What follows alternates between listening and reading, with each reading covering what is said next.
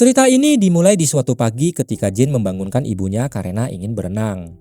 Tetapi Anna mengatakan kalau dia harus pergi bekerja. Saat itu Anna mendengar suara petir yang sangat keras. Dia lalu melihat ke jendela.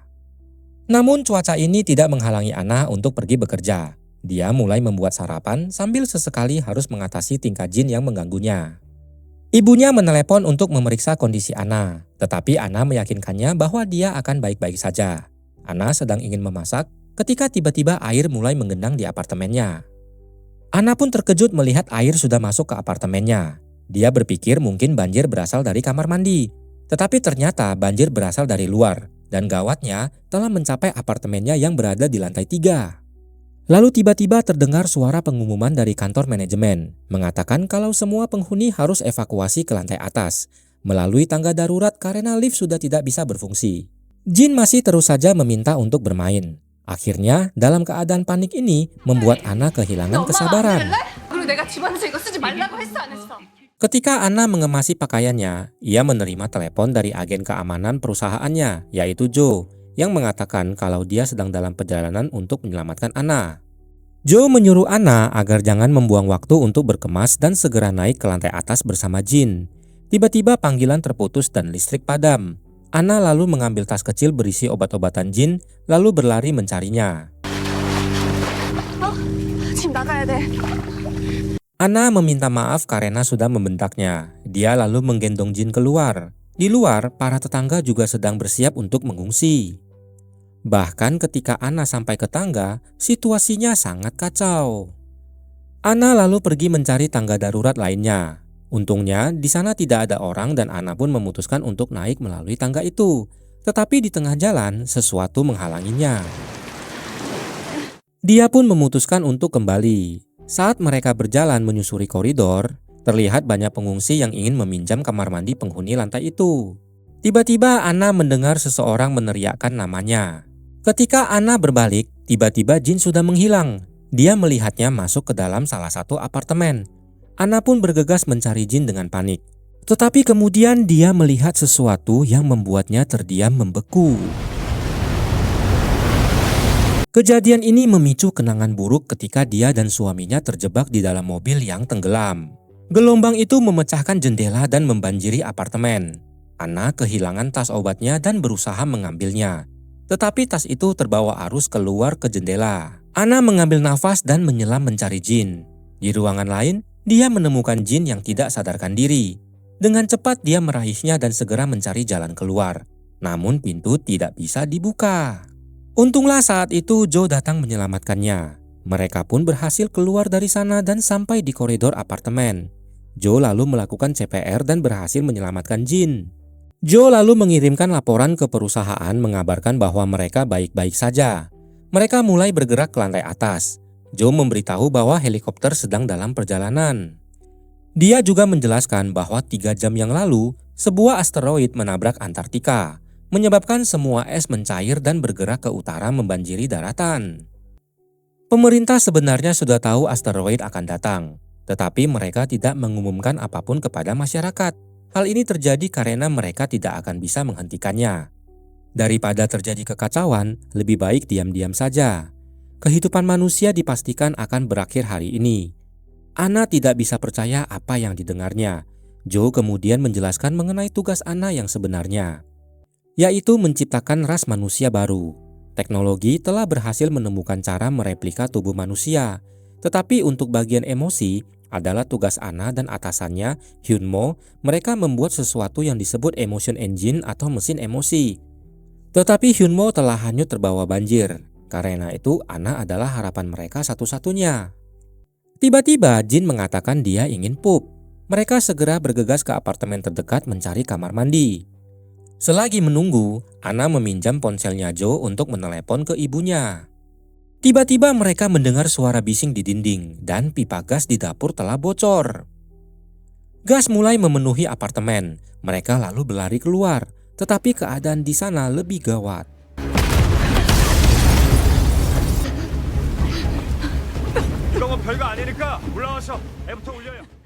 Karena mereka terjebak, Joe lalu memanjat balkon. Kemudian Anna mencoba menyerahkan Jin kepadanya. Namun Jin meronta tidak ingin melepaskan ibunya, menyebabkan Anna terjatuh ke dalam air.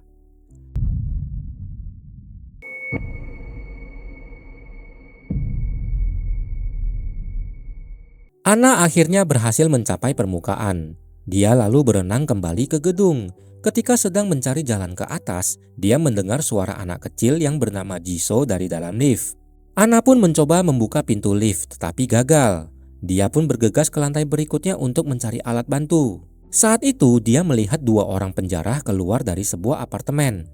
Anna lari ke bawah karena ketakutan. Dia kembali mencoba membuka lift, tetapi kini genangan air sudah menutupi lift dan Jisoo tidak lagi menjawab panggilannya. Tiba-tiba gelombang besar menghantam gedung apartemen. Anna pun teringat saat dia memecahkan jendela mobil dan suaminya menyuruh berenang keluar terlebih dahulu, sementara suaminya akan membawa Jin. Namun tiba-tiba suaminya terjepit mobil dan tidak bisa bergerak. Maka dia menyerahkan Jin dan menyuruh Anna pergi. Anna akhirnya berhasil berkumpul lagi dengan Jo dan anaknya. Tetapi saat itu, Jin sedang tidak enak badan dan membutuhkan obatnya. Anna yang panik menggendongnya dan berlari, bertekad mencari obat untuk anaknya. Namun Jo berusaha menghentikannya. Dia mengingatkan Anna bahwa mereka bisa menciptakan kembali anak itu karena mereka punya datanya. Namun Anna menolak cara itu. Dia lari ke sebuah apartemen dengan panik mengambil bahan-bahan dari dapur untuk membuat obat darurat. Sekarang mari kita kilas balik ke masa lalu. Ketika itu, Anna memberitahu atasannya, Hyunmo, bahwa dia akan mengembalikan Jin. Dia mengatakan bahwa dia tidak cocok menjadi seorang ibu. Tetapi Hyunmo mengatakan bahwa di dunia ini sebenarnya tidak ada orang yang cocok menjadi ibu. Dia juga memberitahu Anna bahwa Emotion Engine sudah selesai. Dalam beberapa bulan, perusahaan akan mengambil anak-anak yang mereka asuh. Hyunmo bertanya-tanya, apakah seharusnya mereka tidak pernah menciptakan anak-anak itu. Saat ini, Jin sudah sadar dan merasa baikan. Jo memberitahu Anna bahwa dia akan diantar ke tempat penelitian, tetapi Jin tidak boleh ikut. Jo ingin melihat apa yang akan dilakukan Anna terhadap Jin. Jo menceritakan bahwa ibunya meninggalkannya saat dia masih kecil. Tepat pada saat itu, langit kembali gelap dan hujan mulai turun lagi, menyebabkan air mulai naik lagi dengan kecepatan yang mengkhawatirkan. Ketiganya berlari menaiki tangga secepat mungkin. Anna melihat pasangan hamil meminta bantuan, tetapi Jo menyuruhnya mengabaikan mereka dan terus bergerak. Jin bertanya kepada ibunya apakah dia juga kesakitan saat melahirkannya. Mereka akhirnya tiba di atap. Anna berkata dia tidak ingin meninggalkan anaknya. Jo kemudian menjelaskan bahwa Jin adalah manusia yang diciptakan untuk kelak membentuk manusia baru. Jo lantas membacakan instruksi yang dikirim oleh perusahaan. Prioritas mereka adalah mencegah kepunahan manusia. Maka dari itu, Anna harus segera melapor ke laboratorium untuk menyelesaikan Emotion Engine. Tim keamanan turun dari helikopter. Mereka memanggil Jin dengan nama Newman 77, nama asli spesimen Jin. Lalu mereka mengambilnya dari Anna. Dia menyaksikan putranya diborgol dengan putus asa. Anna kemudian memohon bantuan kepada Jo. Jo kemudian memberitahu Anna bahwa sebenarnya atasannya Hyunmo tidak meninggal, tetapi dia melarikan diri karena tidak ingin menyerahkan putrinya. Para agen kemudian membius Jin dan mencukur rambutnya. Anna menjadi panik dan memohon belas kasihan, meminta setidaknya biarkan dia menjaga Jin sampai mereka tiba di tempat penampungan. Para agen memberitahunya bahwa tidak ada tempat penampungan. Di sana mereka lalu menembak mati Jo. Ternyata semua orang harus mati di sana, dan hanya Anna yang akan diselamatkan dari bencana ini. Setelah Anna akhirnya mengucapkan selamat tinggal kepada Jin, para pria itu membelah kepalanya untuk mengambil data dan memasukkannya ke dalam sebuah kotak. Helikopter kemudian terbang menjauh.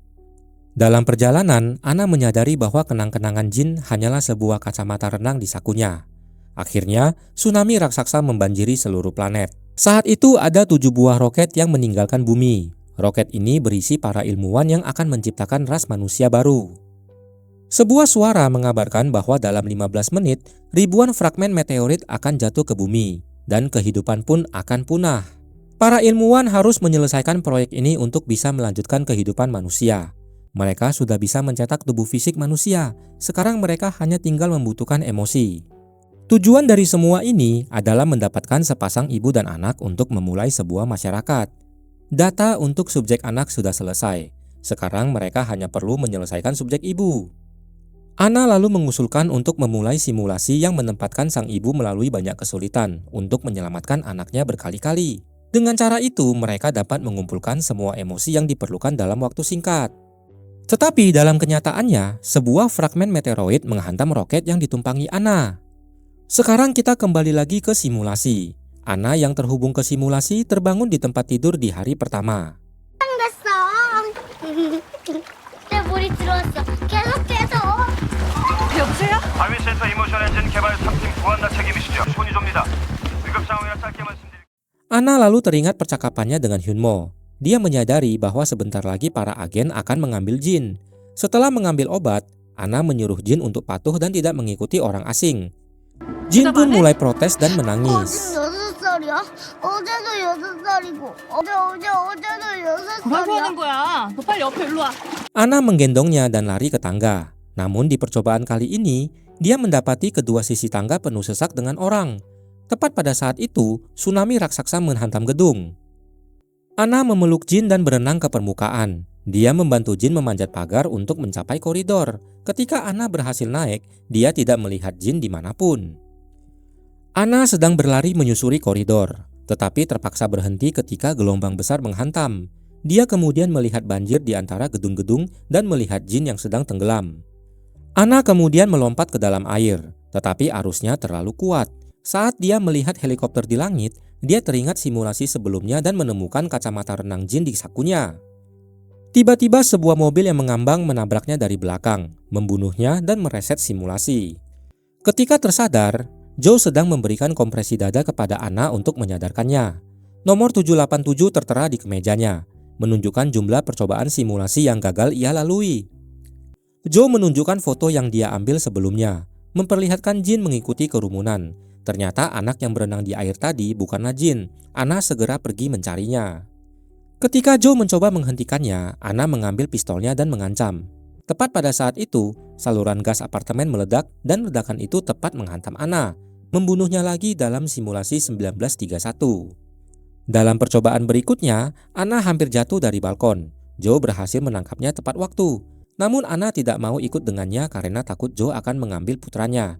Maka dia melompat ke dalam air.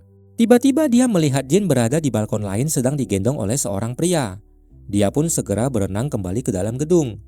Tetapi Ana kemudian melewati lift dan kembali mendengar Jisoo terperangkap di dalamnya. Ana mencoba membuka pintu, tetapi gagal dan akhirnya tenggelam.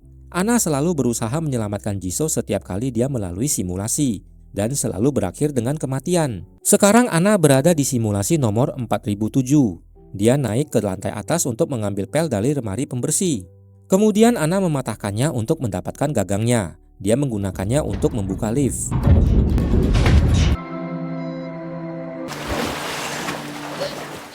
Ana dan Jisoo lalu bersama-sama pindah ke lantai berikutnya. Di sana mereka mengambil pakaian kering dari sebuah apartemen kosong.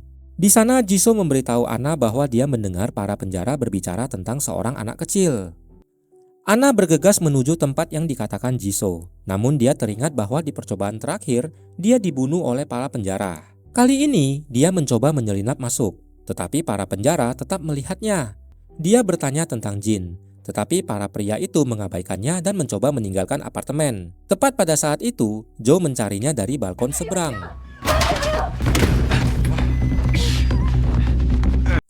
Para penjara segera menyeret kembali ke dalam. Ana melihat bahwa pemilik apartemen telah dilumpuhkan.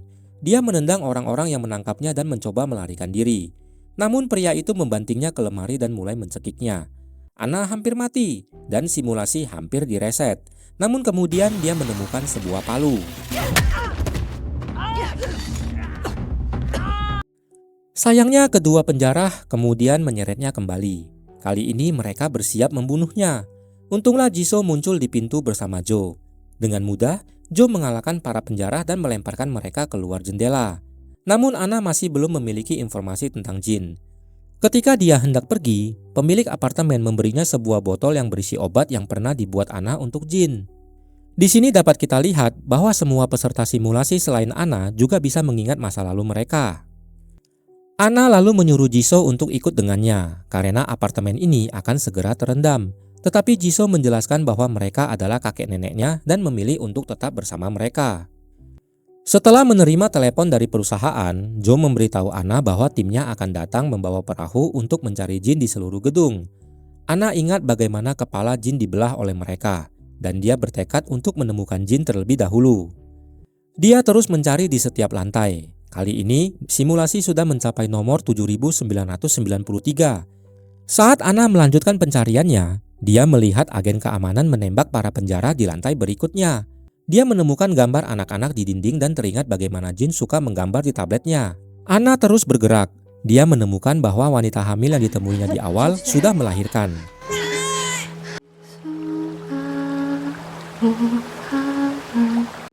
Ketika melihat sang suami kembali dengan air hangat untuk memandikan anak mereka, dalam hati Anna dia merasa bersalah karena dia pernah punya pikiran untuk mengabaikan dan menelantarkan Jin. Dia lalu teringat bahwa Jin selalu mengirimkan gambar-gambar itu ke ponselnya. Dia segera memeriksa ponselnya dan sangat sedih menemukan ribuan gambar dirinya meninggalkan Jin sebelum pergi dengan helikopter.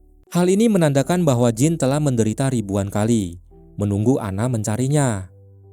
Saat itu Joe berteriak memanggilnya, mengatakan dia telah menemukan Jin. Anna segera berlari untuk bergabung dengan mereka. Tetapi ketika dia memasuki apartemen, para agen muncul dan menangkapnya. Joe memberitahunya bahwa mereka akan membangunkannya di atap untuk mengucapkan selamat tinggal kepada Jin. Anna tidak ingin skenario berjalan seperti ini. Dia lalu memberitahu Joe bahwa dia selalu mati di atap setiap kali simulasi terjadi. Kemudian terungkap bahwa ini adalah simulasi nomor 13.417. Ketika Joe menanyakan apa maksud Anna, para agen menyuruhnya keluar. Joe akhirnya teringat sekilas kejadian di simulasi sebelumnya. Lalu tiba-tiba dia langsung menghajar para agen. Anna yang masih agak terbius meraih pistol agen yang pingsan dan menembak untuk menyelamatkan Joe. Joe kemudian memberinya suntikan adrenalin untuk menyadarkannya, lalu bertanya apa yang sedang terjadi. Anna lalu menjelaskan bahwa ini adalah sebuah simulasi dan bagaimana dia setiap kali selalu gagal menyelamatkan Jin. Mereka sudah melakukan percakapan ini berkali-kali dan pernah mencoba melawan para agen bersama-sama. Tetapi dalam setiap percobaan, mereka selalu terbunuh. Anna lalu berpikir apakah Jin tidak ingin bertemu dengannya dan menghindarinya. Tetapi Joe berpikir bahwa Jin sebenarnya mungkin sedang menunggunya. Akhirnya simulasi mencapai angka 21.499.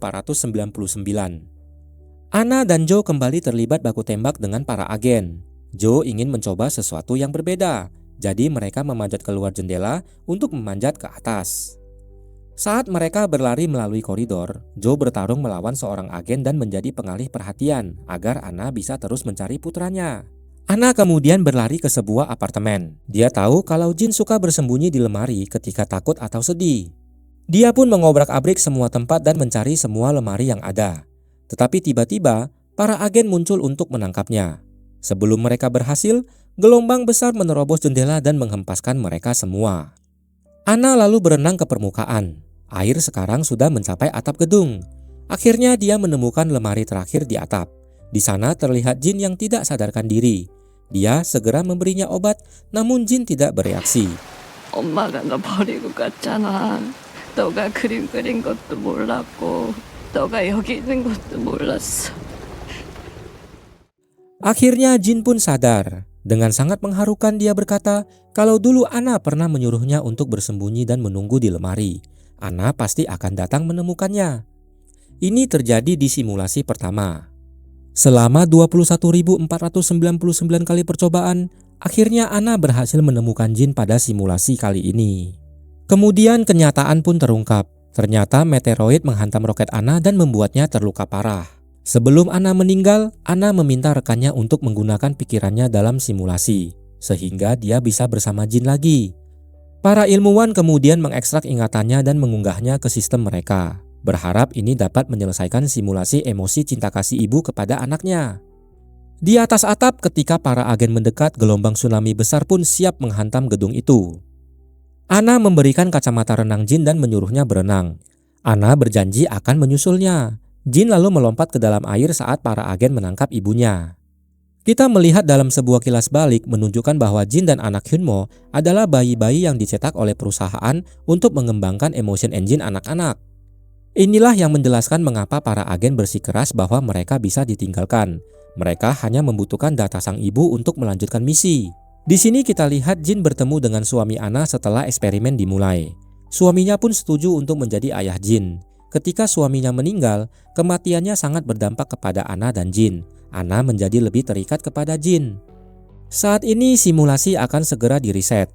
Tetapi Anna berhasil membebaskan diri dari cengkeraman agen dan melompat ke air untuk bergabung dengan putranya.